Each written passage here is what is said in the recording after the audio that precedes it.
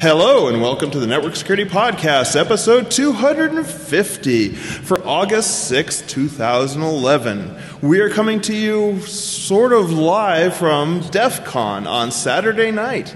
And this is the culmination of a long time of podcasting. We have a number of podcasters who are in the audience, and we want to thank them for coming, for showing their support. We have a lot of people who are out there who have been listening to podcasts for as long as we've been stupid enough to record them, who've been stupid enough to listen to them for quite a long time. And this has been a very long road and very interesting. About 5 years ago, you sound so depressed. This has been a very long road. No, that's drunk, not depressed. Okay. I would like to start off today, as always, by introducing my co-host. First of all, Rich Mogul. Thanks, Marty. Woo. You're just saying that because I took my pants off in my last panel. I wasn't going to mention you're just robing at all. Not all of my pants, just the outer layer. And I really, really don't want to talk about other people who took their clothes off in your last panel either. No. Yeah. Yeah, ooh, the dollar. Yeah, there's a reason why when the donations for the EFF were handed off, they were handed off with a case of hand sanitizer. Now that Rich has said hello, I'd like to introduce my other co-host, Zach Lanier. How are you doing today, Zach? Sitting in. Wow, that was quite the applause. And Rich, they don't really like you, evidently. I'm okay. I have a cool new haircut, courtesy of my coworkers who roofied me first, and then I just woke up. I woke up with this hair. I promise. So.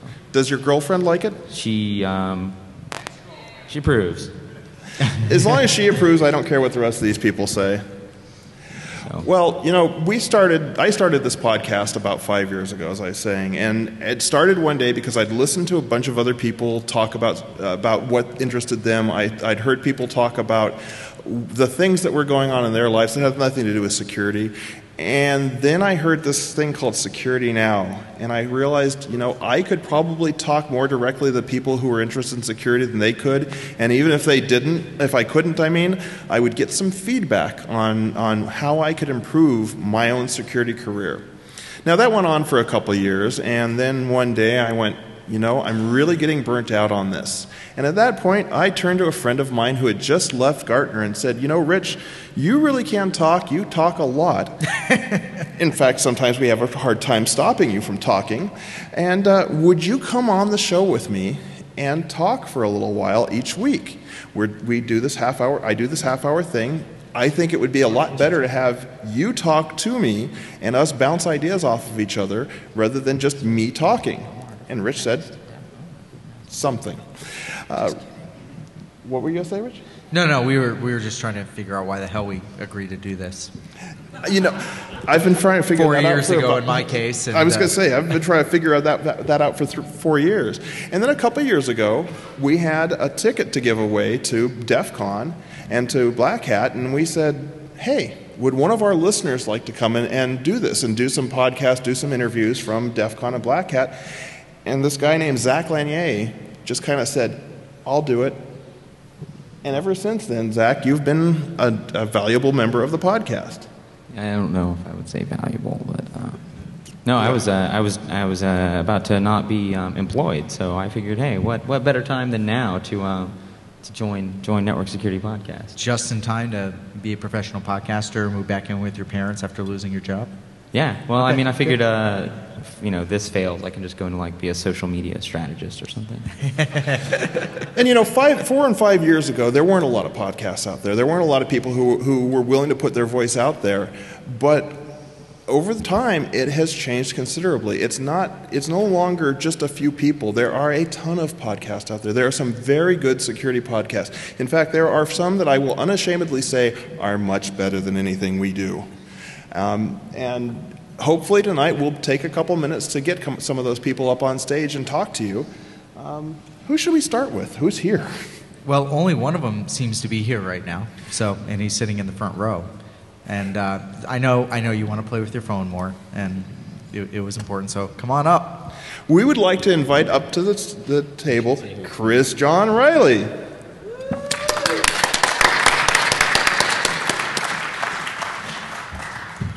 So Chris, which podcast do you do again? I'm not really sure, to be honest. I think it's called Eurotrash. So where can people find Eurotrash? On the interwebs. Just Google it. It's Google known as a you'll hostile find it. witness. Just search for bad European security podcasts. We'll be the first one on the list. You know, Chris is a great example of one of the best things about being a security podcaster is that over the last 5 years I've made some great friends, and Chris is one of them. And, you know, there's not a lot of people who you can turn to and know you're going to get support. Chris is one of them. Really? So, Chris, being from the Eurotrash podcast, we're finding that it seems that a lot of, LulzSec and Anonymous being arrested is happening over in Europe. Do you have any personal opinions on those particular douchebags? I mean, people. Why are you calling Chris a douchebag? I didn't do it. It wasn't me, and you can't prove anything. Yeah, I guess we just have the angriest hackers. I don't know. It's just the way things are. I mean, it's always been a European thing. Political activism and hacktivism has always been a big thing in Europe. I mean, just look at CCC, for example. It's just seems to be the way things are in Europe right now. So, I made a disparaging statement there, and it was unpurposely because I'm actually a firm believer in activism, hacktivism as well, and other kinds of social action when called for. But I'm getting the impression these are people that are just kind of messing around and breaking into things to break into things and using potential causes as excuses for activities they would probably engage in anyway. What do you think? Or am I just the douchebag? No, I mean, people just do it for fun. I mean, you get bored late one night, you've been drinking too much, you hack a website. Why not say you're anonymous and put the information out there? I mean, Well, I mean, the name is sort of telling, Rich. LulzSec. So. I thought it was Louise Boat. Actually, Chris, you bring up a good point. I don't know if anybody's seen one of these, and what I'm holding up is this kind of pinkish-orange card. And, you know, somebody stopped me last night and out of the blue when I was having dinner with my family and said, "Are you on the internet?" Okay, this is DEFCON. I avoid the internet at all costs. Where else would I get my porn? Well, that's other places. And my wife and kids are in the audience, please. Don't. So they handed me this little thing after saying, "Are you on the internet?" Well, no, not here, but I work for Akamai, and we pretty much are the internet, so yes, I guess you could say I am. And, you know, it says DEFCON 19, it has a picture of the LulzSec guy, or the anonymous guy, and it says, "Call this number at 2300 hours." Now, what would you guys think if you received something like this?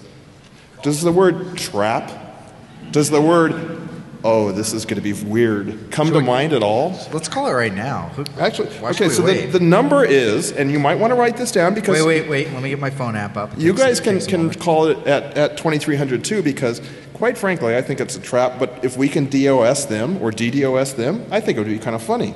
So the number is 1-402-672... Someone's already dialing it. 8571. Oh my God, that's my mobile number.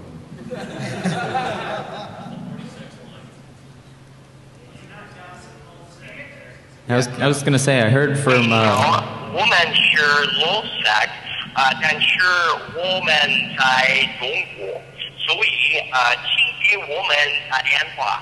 再见。At the tone, please record your message. When you have finished recording, you may hang up or press 1 for more options. To leave a callback number. Should we tell them they're live on the Network Security Podcast? I'm good. All right, well, that was pathetic. I heard for pissing off LulzSec, Network Security Podcast got owned tomorrow, so... Now they have my thanks, cell everybody. phone number, so I just been pwned. There's a guy in the front row with his laptop out already. Where were we going with that? You were the one talking, man. We weren't going anywhere. We were following. Okay, I just wanted to get the number out there so somebody can figure out what that's supposed to be and what party it's supposed to be, or if it really is a trap. So one of the other interesting things, so I got a call, I ended up doing a press interview thing the other day about the NSA and other government agencies recruiting at DEFCON. And, you know, it kind of seemed strange to me that all of a sudden this would be in the news. How many people here have been to DEFCON before? How many people here have seen feds recruiting at DEFCON before? Yeah, I mean, it's been going on for quite a long time. I mean, obviously. Oh, but I see a smile, Zach. No, I was just wiping Nothing. just You got the Zach smirk. There's something coming. We record over Skype and not on video. How would you know what the smirk looks like? Because we go drinking. You just hear it? sometimes. Do you hear it? You hear it over the internet? Well, yeah, you know. We actually can hear The it. green light by your camera, it means we're watching. That's because I let you watch. We like to watch. Ouch. That usually costs. Yeah, so I thought I'd get the opinions here. You know, it's kind of interesting because there's these websites now, so this has happened within the last week or so. Somebody did a big blog post on, what was it, don't sell out to the NSA, or does anybody remember that one? I don't read. Okay, well, great. It's going to be a really short show. And, yeah, so there were a bunch. There was apparently some big thing in the news about the anti-NSA versus the NSA thing going here on DEFCON. I thought I'd kick it over to these guys.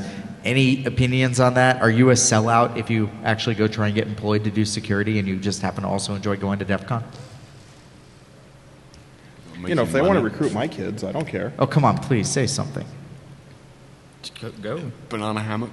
I don't know. Bananas, yes. That's the answer. Wow. I mean, it's not like this shit hasn't been going on for years anyway. I mean, it's...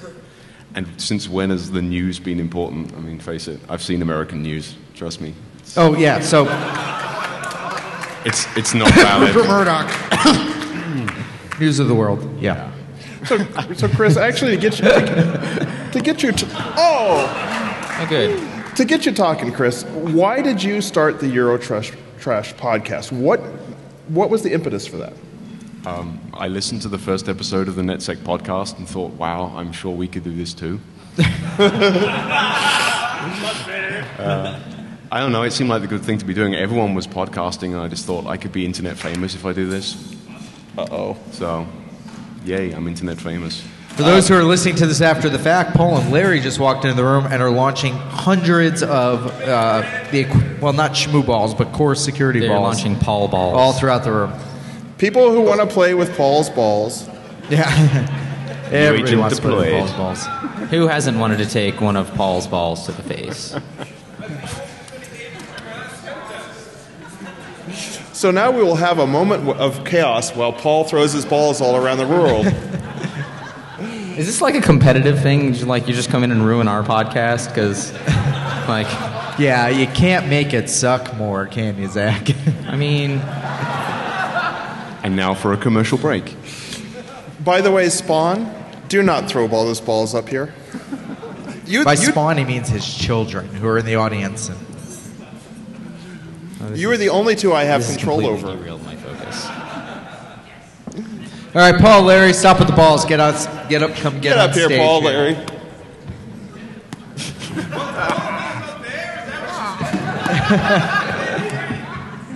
Just protect the alcohol. So, just Get just up so, here. Just so everybody knows, in the last 2 years we've done a podcasters meetup, and for whatever reason that just didn't get organized this year. But we kind of wanted to commemorate the episode 250 of the podcast and invite as many of the podcasters that we know up as possible. I just have one question. Do you have a bottle opener? No, but Why the alcohol? I know somebody who does. Excellent. All right, I'm better now. So back to you, Chris, before somebody throws a ball at you. Why did you get involved in podcasting? I don't know, it just seemed like a good thing at the time. There wasn't a whole lot of coverage in Europe. Well, That was close. so, the beer, people. so what has been the single biggest event in your podcasting career so far? Well, that would be joining you on the NetSec podcast episode 250. Good answer. Yeah. Do I get paid now? No?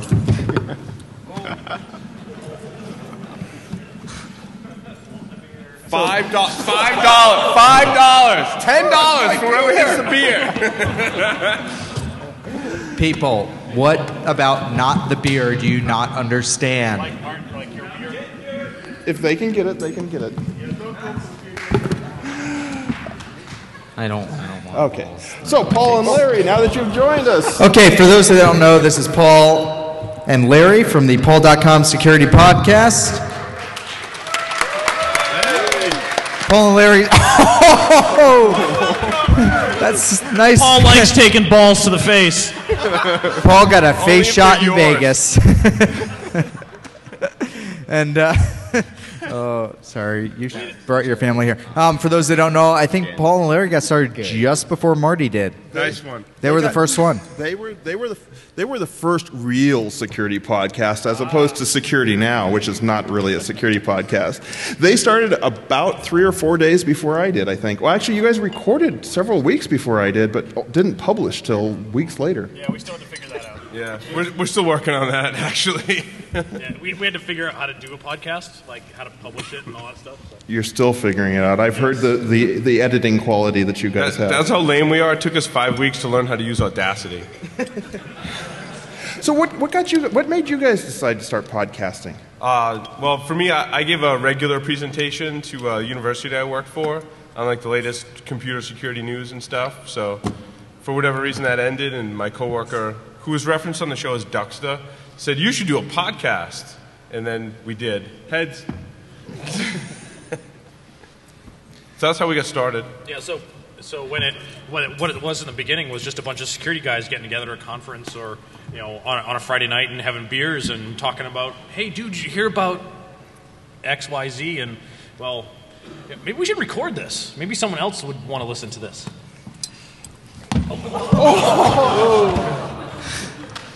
And sure enough, 250-something episodes later, people are still listening.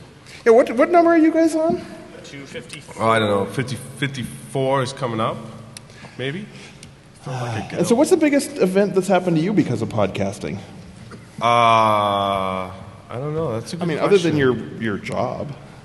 Yeah, he got a job. That's the rule on Paul.com. You either have to, work for a sponsor and then they become a sponsor, or if you're on the show, go work for someone who is a sponsor. So we're pretty nice. The pauses you Jericho's got some great accuracy over there. What, have you been practicing at home? You throwing squirrels in your backyard or something? Yeah, but he hasn't managed to hit me yet. Oh, I see. Nice. He's not throwing these kinds of balls at them, though. Yeah, but the faces are all cut out with a hole right around the mouth. What? That's Jericho from attrition.org, and you can tell he loves us. So it's tough to say like one particular instance, but certainly I think the marathon we did for Hackers for Charity, like that was really cool. Like to use our listeners and our podcast as a vehicle for a good cause. That probably sticks out in my mind. It's gotten you a lot of attention. It's gotten you to places you couldn't go otherwise. I mean, it's been a good thing, hasn't it? Oh! And that was another dodge. Yeah, people actually wanted my autograph. I'm like, why? That's the weirdest thing about being a podcaster. You go, you guys actually listen week after week? Right. It's amazing. I actually, yeah, exactly. I actually signed an autograph for a 16-year-old and a 13-year-old that both listen. And then I felt really bad for corrupting the youth of America. As you should. As I should. And then he realized it was the DEFCON social engineering contest. Yes. Where was I going with that? I don't know. As you can tell, by the way, that we do a lot of editing after the fact normally. Some of these things that we're going, what should we say next, is actually something that happens quite a bit in the live podcast. Great. This is good. Oh, dear Lord. I'm really glad. I'm really glad that. For listeners, somebody just took the entire box of about 700 smooth balls. I lost my balls. Thanks for finding them. Thanks. And is And putting your hands all over them. so this is antagonizing them. That's going to help us. All right, so one of the things we do on the podcast is always pick news stories and those sorts of things. So instead, we've got you guys here in the audience. Let's get a little bit participatory. Somebody throw out a topic you'd like us to talk about and for you yourself to talk about. Goat Stop! porn. Don't say balls. Goat porn. Whoa! Wait! Don't leave that up there. That was close. All right, who's got a topic other than balls or goat porn? Someone in the audience said APT to try and be funny and failed. Whoa. How about what? Good. My coworkers are hitting me with balls. DEFCON.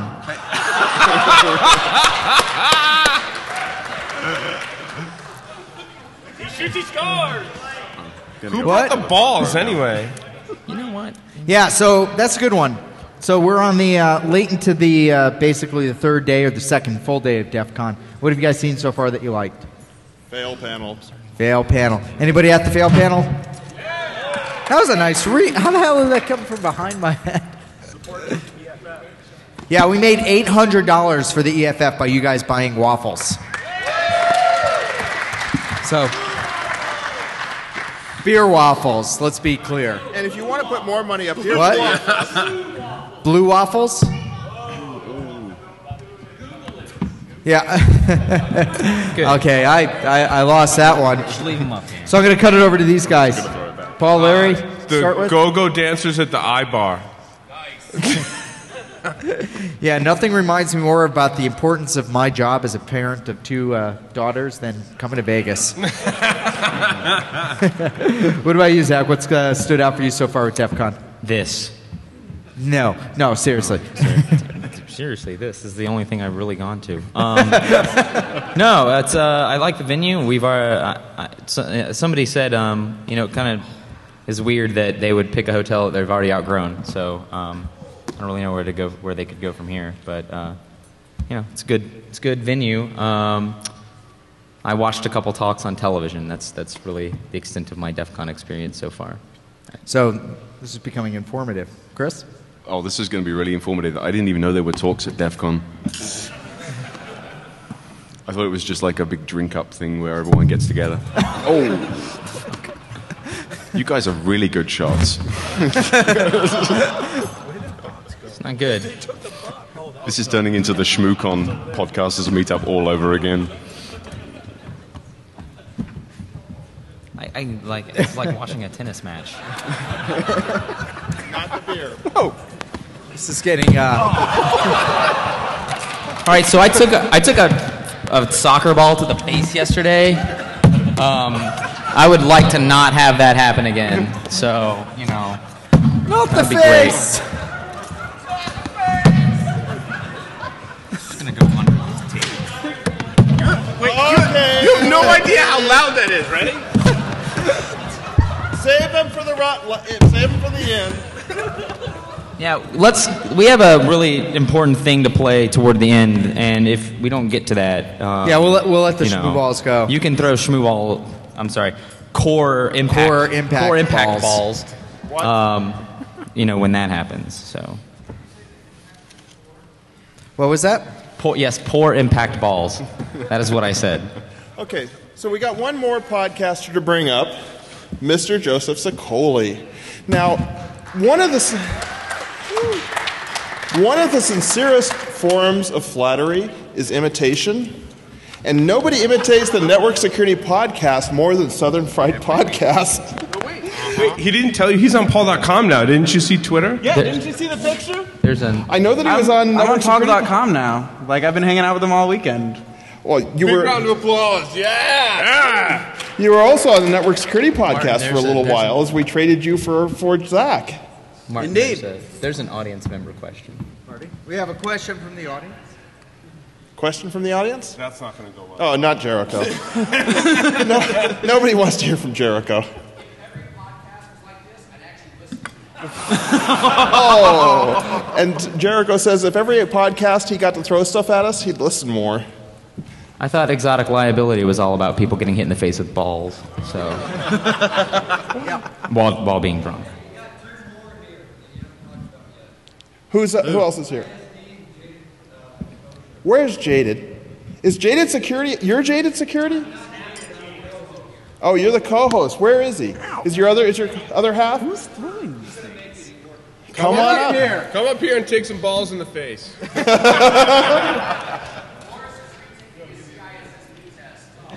I thought he was thrown out of the club. Hey, is there more beer down there? Yeah, we brought some, yeah. Yeah, we brought some, but I think Brian's drinking it. Who's got it? Good. Do you have a bottle opener? Come on up for a second, guys. And just tell us, just give us a quick second and tell us why you got into podcasting, as opposed to just security, but why did you start podcasting? We listened to Paul. Wait, you listened to Paul and you still got into podcasting? Yeah, we didn't want to be Paul. On the mic, we're recording. So wait, you listened and then didn't want to be us? Is that what you said? Yeah, we listened to like 2 episodes. You know this, man. I told you. So we wanted to be. We're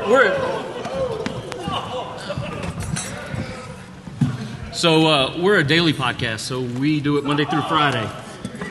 We've managed to piss off Jericho and just about everybody else by having Legat on. Where's Chris? Well, speaking of Mr. Chris Evans, we'll have some words from him later. You mean Greg Evans? Gregory Evans, sorry. Chris Evans is that actor, that really dreamy one. World's #1 hacker, Greg Evans. Did you hear? What the fuck did you do? Greg Evans won an award today. What for? He won Charlatan of the Year. Woo! Well, it's just too bad we didn't know that in time to include that in the questions for the interview we're going to be playing in a few moments here. Bummer. Oh, I wasn't supposed to say what it was. What is that Mr. Evans award? Okay, so the award for Charlatan of the Year is in Jericho's hands, which is really, really disturbing. But it will be going on eBay, and the proceeds will be going to a charity of his choice. So keep an eye out on that on attrition.org and on eBay. It's OSF or EFF. And by the way, if you guys want to leave any money up here for EFF, we will make sure it gets to them, I mean. Freudian slip. We will not use it to buy beer, I promise. So you guys were saying about why you got into security because you thought you could do it better than Paul.com. No, that's a joke, dude. So it was just a bunch of guys that were on calls driving in Atlanta, and the commute is like 2 fucking hours, so... That's to go 3 blocks. Yeah, so we had, literally. So essentially what we were doing was just kind of talking back and forth and saying, hey, did you read this story? Did you see that? What did you think about that? And we made the mistake of recording it. And it made the mistake of saying that it's a daily podcast.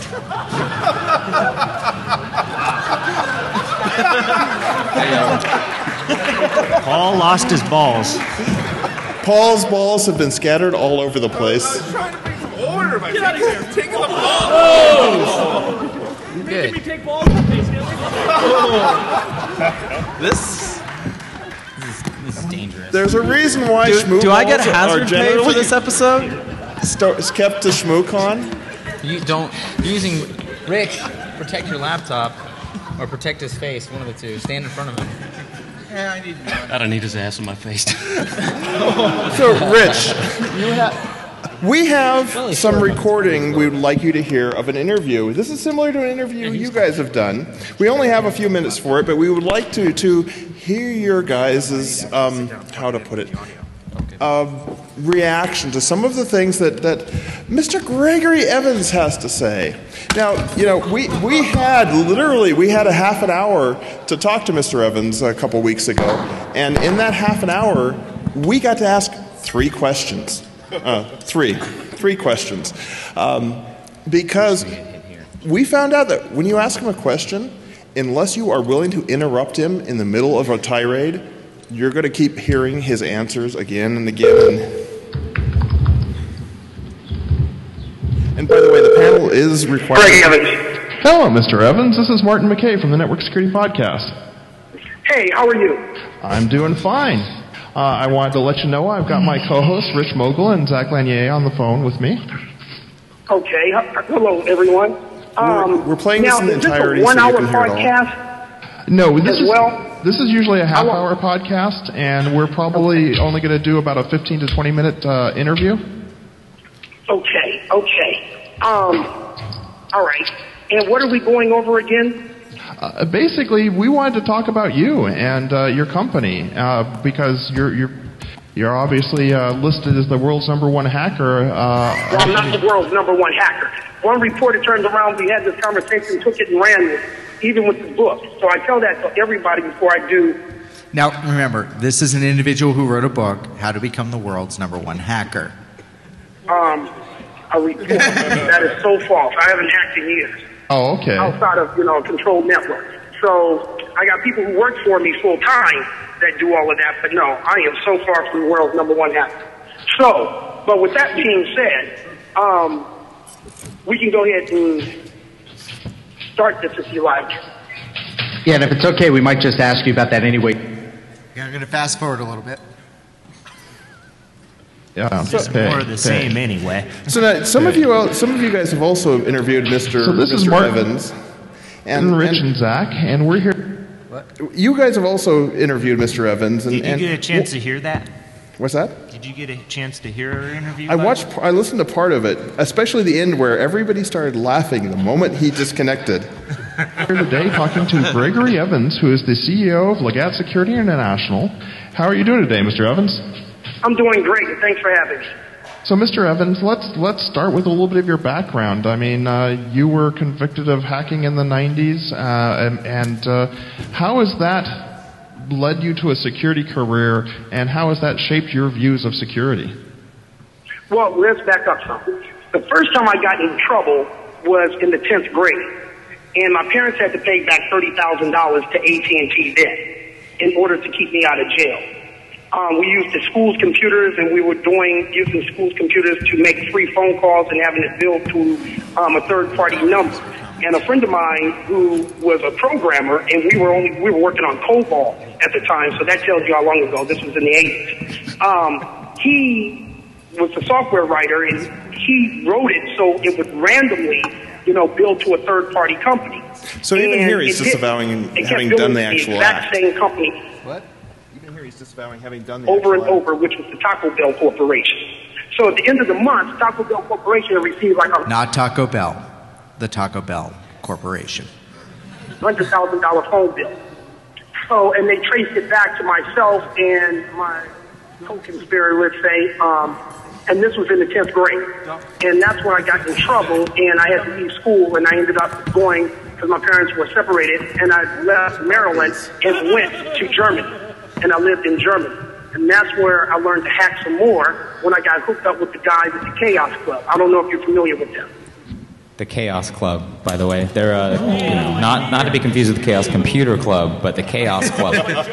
They're lesser known guys out of Belgium, not quite Germany. Yeah, we've heard of them and even dealt with a few of those people before. Okay, well, they were the first original hacking groups.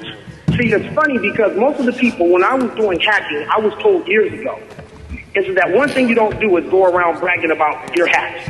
Because what you're doing is against the law. See, that's the difference between a lot of hackers to this day. There's a lot of hackers out there that can out-hack me all day long because I don't even hack anymore. I'm a businessman. So, but what ends up happening is that they'll go out and commit a great hack. And then they will go out on Twitter, Facebook, or one of the chat rooms, IRC, and they will brag about, hey, I hacked. Why do that? Why bring attention to yourself? It's just like a person who goes out and commits a crime. Who robs a bank and then goes out and brags to all his friends, I just robbed the bank, and thinking that nobody's going to know that it was you? The only way two people can keep a secret, Benjamin Franklin said, is if one of them did. So in this particular case, for years, I was always told, never go out and brag about it. Are you in it for the money or are you in it for the fame? And all the way up to the time I was hacking. And when I was hacking, there was different ways of doing exploits. I mean, one, you could do social engineering. One, when my very first hack, we were using war dialers and we were calling every number in the company to get access to the modem. To when we had access to AT&T, MCI, Sprint, and WorldCom, and we were setting up toll-free numbers for a third-party telephone company, we just had most of the people inside the company on payroll. Now, when we started hacking, most of the people who go out and say, oh, he's not hacking, he's not doing this. Some of them weren't even born then. 10 years, I mean, there was a 19-year-old kid who was going out talking stuff. 19 years. I've been in business for 20. You'll barely 19 years hear ago, I'm us at all 42 in now. this. So, I mean, you weren't even around to even say if he did, if he didn't. So most people didn't even know my name because I didn't care if I made a name as a hacker or not. All right, you guys want me to continue with this or fast forward to the really good part? Okay, hold on. In this industry, it made a lot of This whole interesting. What? It's like NAM! You having flashbacks there? Whoa! All right, so this is going to be the last just 3 minutes of the interview. It's awesome. So the other parts were what? Played at double speed. I can't. The way the software I've got it running in right now. So here we go. Basically, his Mac sucks. I'm sorry. Yeah, I just wanted to interrupt for a second because in part. So the question I'm asking right now is, what's your end game? But you brought a bunch of interesting issues, and one of the that we're very interested in is what's your end game here? I mean, what do you overall talk about a lot of the issues related to the ski industry, the people in the industry, as well as how security is perceived by just average folks over Barnes and Noble. He's breaking out over fast forwarding through it. That makes my brain hurt. How security is perceived by just average folks over Barnes and Noble. What's the end goal here? Is it what do you personally hope to do with your involvement with the industry? Is it just to build a successful business? Is it to go out there and actually help people become more secure? For you, what would be the end game? Actually, there's a couple things. One, I want to change the game. Because right now, everybody out there has this idea in their head that Hollywood has put out there that all computer nerds, all computer hackers are... So just in case you missed that while balls are being thrown at us, Gregory Evans wants to change the game. So for those computer nerds. He wants to change the game. He wants not make things more secure, just change the game. So whatever the game means. Some fat little kid with Coke bottle glasses with the tape in the middle who was in his mom's basement playing on the computer, never got the girl, never got picked for the basketball team, and that's not true. Computer hackers carry just as much power as anybody else in the world and can be just as dangerous as anybody else in the world. Especially when they have bodyguards with guns. Where I was speaking to someone about how dangerous hackers are compared to Al-Qaeda. Wait, you're going to miss the Al-Qaeda reference. Al-Qaeda, you know who your enemy is. You got people in the field. You can see them, they can see you. You can shoot at them, they can shoot back. When it comes to computer hacking, there's no face. It's like the boogeyman. You're the boogeyman. And you have to find out. You know a crime's been committed, but how do you catch them?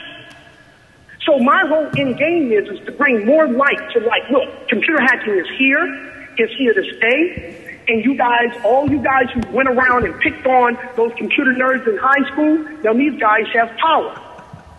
So now, not just hackers, but just computer people, period. So I want to turn around and change the whole game and bring more knowledge to everything that's happening out there. In addition to that, make it more of almost like a lifestyle. When some of my friends who are entertainers, such as Russell Simmons. So just in case you missed that, what he's referring to is he has a store where he sells swag.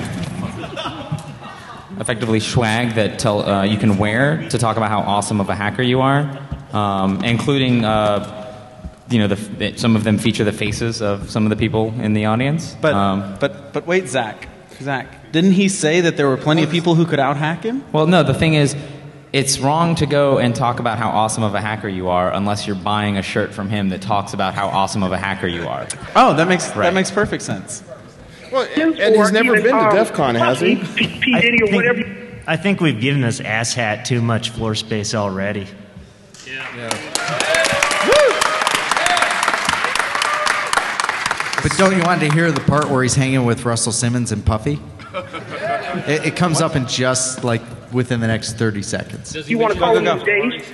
When I'm sitting back and I'm talking to them years ago, and they were coming out with their clothing line, and they were sitting back telling me one time we were at a club, and well, we were at dinner before we went to the club, I should say, and we were sitting back talking at the table, and he was saying how hip hop has become more of a lifestyle. The way people dress, the way people talk is more than people picking up a microphone and just rapping. You don't have to be a rapper to be part of hip hop. And whereas in security, when it comes to computer hacking, it has become a lifestyle of its own. So in the hacker community. So this is from a person who has been tweeting that he's going to be here, that is not here. He owes me dinner, by the way. It's a group of people, and Just I don't know, right? I think we're running short on time. So spoiler alert. He wants to be more or less like the voice of the hacker community. The hacker.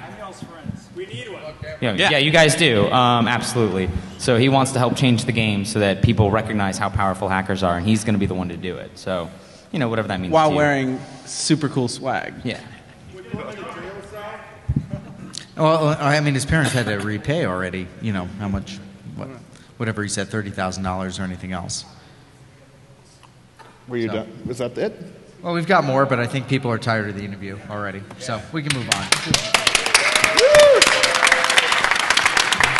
By the way, this is a record. People can't even tolerate 5 minutes of this guy pre-recorded, so yeah. The ass dollar. We lost the ass dollar. Someone in the EFF has the ass dollar. One of the EFS bankers will have the ass dollar. We could make a new ass dollar. Who wants to help make an ass dollar? I have too nice of an ass to make the ass dollar, to be honest. It's not as... Yeah, Jericho, get up here. Jericho. We need an ass dollar. He will give it to us from a distance. Give it to us from a distance? It's your ass. Ooh. Oh. Oh, he has balls. No, I mean like literally balls. I'm not touching that. It hasn't been anywhere yet. You've had it. It's not converted yet. Come on. Not it. It's going good. It was in my pocket. Exactly. Yo, where's it going? All right, enough of this. We're going down the wrong road. So. Okay, let's bring it all home. One last thing about that. If you want Mike. No, over here. Mike. If you want the most amusing part of Evans, since you said changing the game, search for his rant called Changing the Game. It's on like either GregoryDEvans.com or Legat. You read that, and it will really explain who he is. And all this podcast just fits right into it. So it's worth it for that one rant. I mean, and that really comes down to the difference between somebody like Gregory Evans and us. Is we are part of the community. We are here for you guys to talk to us and to give feedback and throw balls at us. And we really are, all of us are part of the community. And I don't think there's anybody up here who would disagree with that. So I think that's why we are different, I hope. Well, we don't own penny stock companies. We don't swindle people. So that would make us different as well. And we don't get our mail spools dropped. 7.5 gigs of them. Is that a challenge? No, Joseph, because it's just not going to happen. But I did hear I got owned tomorrow, so it's okay. Oh. All right, so we've been all over the place right now with this. This is definitely even less structured than an actual podcast. It is, and it's more alcohol involved in it than a normal podcast. This is a normal podcast for Jaded Exposure, only less alcohol. So I have a question. There's no goat sex and ducks being held. Yeah, there's no ducks either. There's tons of ducks with Jaded Exposure. Yeah. I was going to ask the question, why do you guys listen? And I don't want to know. Whatever you want to say. You're like, say that louder. Hey, we're in Vegas.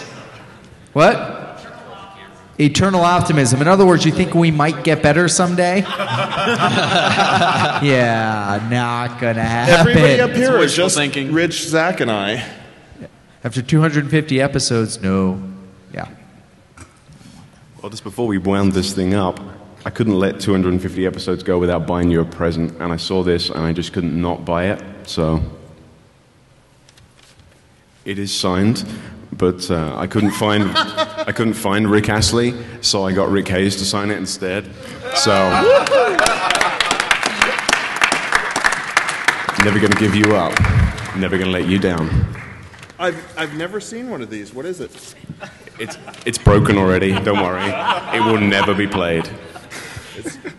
Kind of like the end of a relationship that's in that record right there. We're breaking up. I'm sorry. But we've already committed to Malta. And my wife has already agreed. Okay, so like many of our shows, this is a time where we've gone well past when we should have ended, and we finally realize it. So we want to thank you guys for showing up for this. We want to thank you guys for supporting all of the shows, for all the different podcasters up here. All my balls. It's kind of cool, you know, when we record these things and we put them out there, yeah, we get random, you know, tracking stats numbers, but know that real people actually listen to this stuff. It's kind of cool. So wait a second. Before we go, what are all the podcasts we have here? We have Joseph from the Southern Fried Security Podcast. We have Bones from Jaded Exposure. We have InfoSec Daily. Eurotrash Security Podcast. Woo. Paul from Paul.com. Just want to say congrats on 250, guys. It's awesome. Larry from Paul.com Security Weekly. Sorry, that was loud. Why do I always want to spell it Weakly?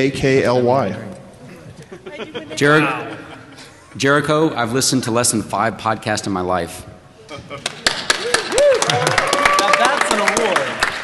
But you've given us plenty to talk about. Jordy Rostad from No InfoSec one Daily. wants Jericho to listen to their podcast because then he'd just send us hate mail afterwards. With sexy That's a squirrels. blessing. He doesn't already send you hate mail? Is that just me? All right, Marty, why don't you close us out like every week? Well, this has been another episode of the Network Security Podcast. Thank you.